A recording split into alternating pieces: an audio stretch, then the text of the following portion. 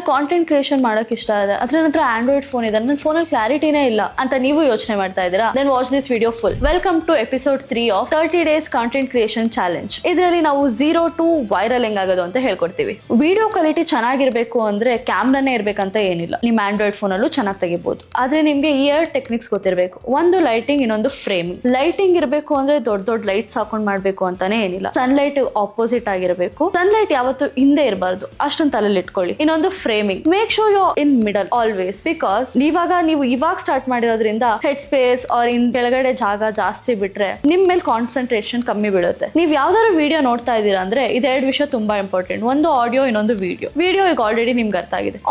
ಆಡಿಯೋದಲ್ಲೂ 2 ತರ ಇದೆ. ಒಂದು, ಇಫ್ ನೀವು ವಿಡಿಯೋದಲ್ಲಿ ಮಾತಾಡ್ತಾ ಇಲ್ಲ, ಯಾವ್ದಾದ್ರು ಡ್ಯಾನ್ಸ್ ಮಾಡ್ತಾ ಇದ್ದೀರಾ, ಇಲ್ಲ ಏನೋ ಬೇರೆದ್ ಮಾಡ್ತಾ ಇದ್ದೀರಾ ಅಂದ್ರೆ always make sure you are choosing a trending audio so that there are chances of getting viral. ಎರಡನೇದು, ನೀವು ಆ ವಿಡಿಯೋದಲ್ಲಿ ಮಾತಾಡ್ತಾ ಇದ್ದೀರಾ ಇಲ್ಲ ಯಾವ್ದಾದ್ರು ಸ್ಕಿಟ್ ಮಾಡ್ತಾ ಇದ್ದೀರಾ ಅಂದ್ರೆ ನೀವು ಆಡಿಯೋ ತುಂಬಾ ಕ್ಲಿಯರ್ ಆಗಿರ್ಬೇಕು. ಸೊ ಅದಕ್ಕೆ ನಿಮಗೆ ಮೈಕ್ ಬೇಕು ಅಂತ ಏನಿಲ್ಲ, ನಿಮ್ ಫೋನಲ್ಲೂ ಅದನ್ನ ಮಾಡ್ಬೋದು. ಅದನ್ನ ಹೆಂಗ್ ಮಾಡೋದು ಅಂತ ನೆಕ್ಸ್ಟ್ ವಿಡಿಯೋದಲ್ಲಿ ಹೇಳ್ಕೊಡ್ತೀನಿ. Follow our page.